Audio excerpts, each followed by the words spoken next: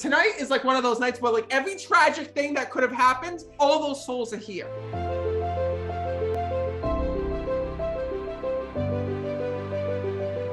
I'm glad that you're all here. So this is so weird because when I'm connecting, this soul is coming through that I kept hearing past of suicide here in this world. I do have a grandmother who killed herself before I was born. I was named for her, my dad's mother. I'm asking her, how did she die? How did you die? And she's saying to me, Matt, she goes, I wasn't the same person when I died. And she says, and I said, what do you mean? And she's telling me that here in this world, she would have died differently. And I'm saying, what are you talking about? What are you talking about? And she's saying to me that she had some type of a mental illness here in this world when I'm speaking to her, but she was undiagnosed when she was alive. Does that ring true?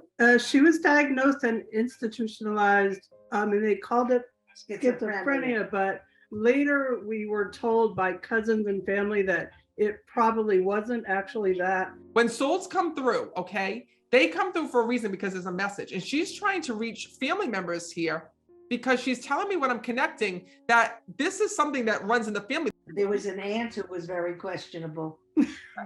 I gotta tell you that she's coming through for one reason. She's saying to me, Matt, I did not want to go back to that place, she's telling me. And here in this world, she said to me that she would have been treated different if she was born in today's era than she would have way back then. She tells me that people didn't understand what was wrong with her. She says to me that she was misdiagnosed here in this world, meaning she was given the wrong illness. And more importantly, she says to me, she goes, I was never diagnosed, she's telling me. So even though you're telling me that said that she had schizophrenia, I don't believe that was the case. I believe that she had something much more severe because she's acknowledging that to me.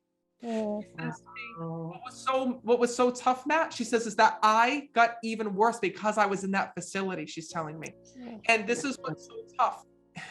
Tonight is like one of those nights where like every tragic thing that could have happened, all those souls are here. And what's really tough is she's telling me that things were done to her in that facility. She said to me, Matt, she goes, that's why I took my life. She says, it wasn't over this illness. She says, things were done to me that were unforgettable. She's showing me, like, I want to use the word torture when I'm connecting with her. It was the shock treatments back in the 30s and 40s. They didn't, that's what they used. She said to me, she goes, I was tortured. She says, and that's how I died. She goes, I couldn't take it anymore. She says, but what's really tough is she talks about being separated from her family here in this world.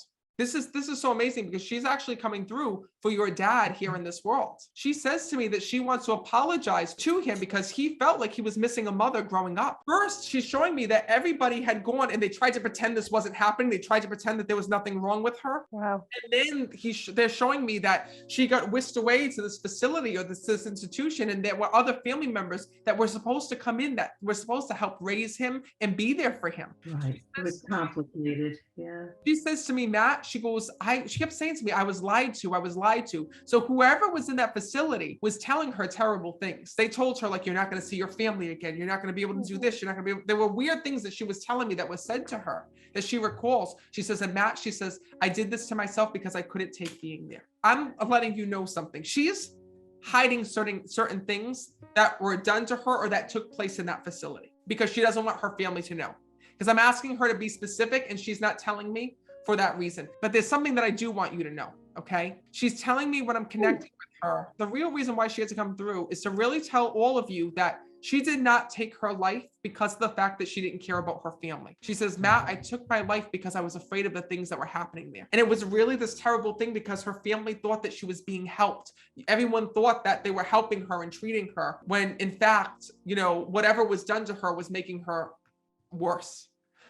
I don't know if you know this, but she lost from those treatments, she lost a lot of her memories, she tells me. She tells me there were family members that actually came to see her that she didn't recognize or didn't know. Wow. So she says to me this, she says, Matt, I want my family to know one thing. Oh, this reading's giving me the chills because I'm seeing like, I don't want to say it. Do you know about them they were kept in almost like, they look like jail cells that I'm seeing here. Mm-hmm. And she said, Matt, she goes, I thought I was in jail, she tells me. She was in Greystone in New Jersey. She says, Matt, she says, I've been trying to reach my family for all of these years. She says, and I more importantly been wanting to reach my son because he didn't have the answers and didn't know whatever happened to me and why. She says, so I please want to let him know that, here in this world, my family was everything to me. She says, and more importantly, she said that I would have never done this to hurt them. She says, I was doing this to escape what I thought was my fate here in this world. She says, please let them know that now on that I'm on the other side. She goes, this is the one time, she says, that I actually feel free, she says to me. Know that I'm there. I am watching over all of them, she says, and I am safe and at peace, she's telling me. That's funny is this week I took this planter out and it was hers, and I've had it for a long time and only took it out this week, and actually have been thinking quite a bit about her because my mom's family was sort of more present in our lives than she was. She died before I was born, but this week I was thinking of her, so it's actually great that she's Well, listen, thinking of us. when you're thinking of your loved ones are actually thinking about you as well. But you can actually feel their energy. So when she popped into your head and you're like, oh my God, I got to go and talk about this. I got to go in and, put this out. Why am I feeling her? That's the reason why she was here today. And this is her way of coming through and passing this message on to not only you, but your dad as well. Thank We'll you. tell him. Thank you. Thank you so much. Oh, you're so welcome. I'm going to leave you with that.